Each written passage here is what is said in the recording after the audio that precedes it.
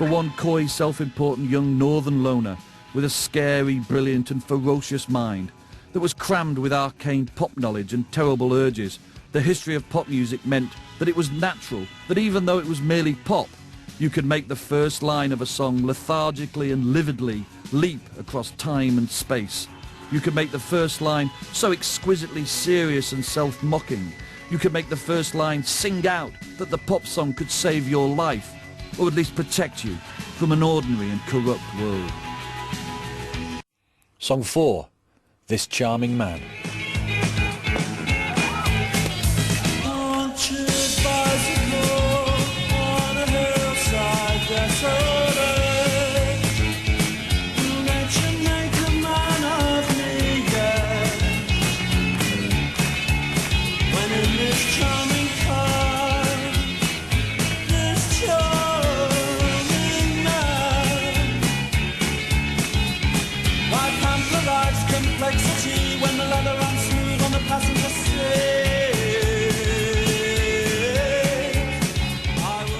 Okay, Paul, tell me, what are we doing here in Manchester? I want to talk about This Charming Man and the fact that it's very much of Manchester and the surrounding districts, but it's also got this other great pop appeal. It's an amazing pop song. In some conversations, the greatest pop song ever written.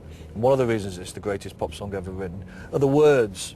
You know, even above and beyond the extraordinary riff that Johnny Marr conjured up out of nowhere, this extraordinary series of syllables that Morrissey pieces together that are just so gorgeous and delicious to sing, even if you don't really know what they mean. So I just want to go through that with Simon Armitage, a great poet, a great northern poet who's also a fan of pop music. I just want to go through every single word in This Charming Man to get its meaning.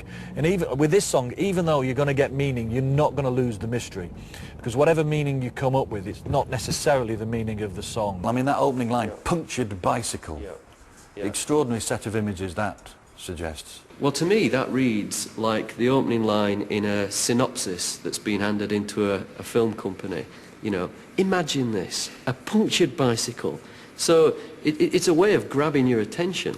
And I guess we could see that, you know, if we were getting super literary about it, as a metaphor for that character. You know, he himself is the punctured bicycle. So he's the punctured bicycle. So what do we read into the word punctured, that initial first word, punctured? Deflated, yeah. Can't get any further, is stuck, has come to the end of that particular line, needs a lift. Wow.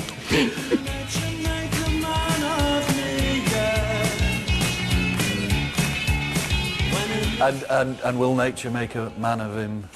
Well, I think we hope not. You know, we don't want that character in the song to be manly. We want him to be sort of boyish and beautiful and different and alternative, all those things. I think he's quite heroic.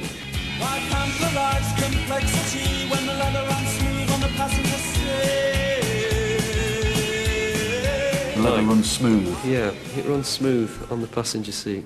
Yeah.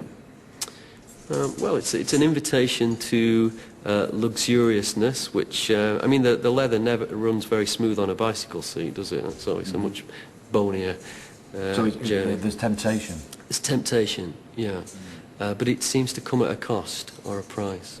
To quote With Nail and I, which I mean is a kind of With Nail and I sketch that I think is that he might get himself a right buggering. I think that's you know the possibility there. But also he might get a ride in a very fancy car. Mm. And I think you're not sure whether he wants to go with it or not.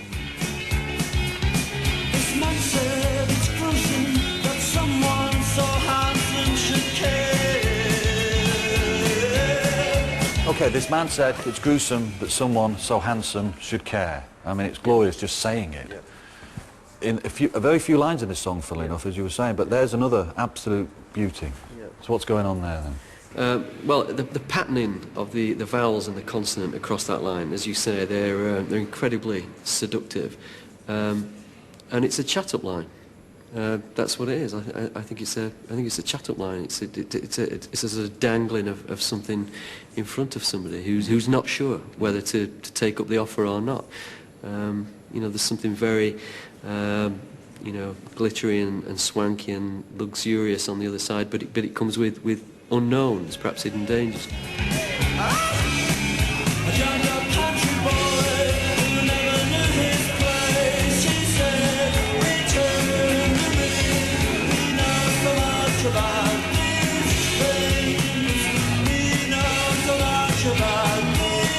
I mean, Morrissey is, I think, in a very British tradition, and it extends into poetry as well, that he's a great sketch writer. I mean, a lot of those songs, they're sketches, and they're not stories in the sense that they have a beginning, a middle, and the end. It's almost as if you come in halfway through, a bit like a comedy sketch.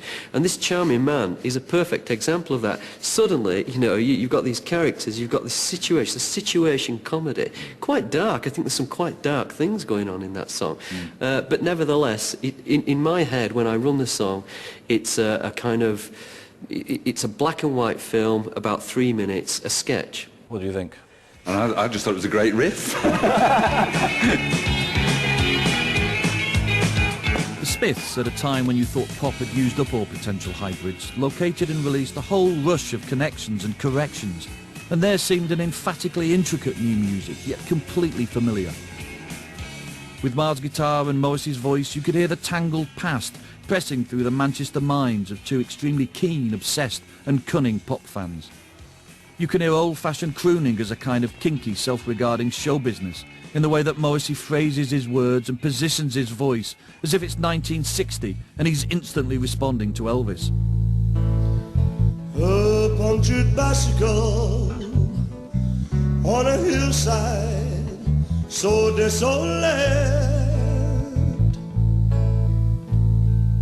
But Morrissey's also singing like someone who knows all about the way that Brian Ferry twisted the pop vocal beyond the 50s and 60s with an ear for the future and the forbidden.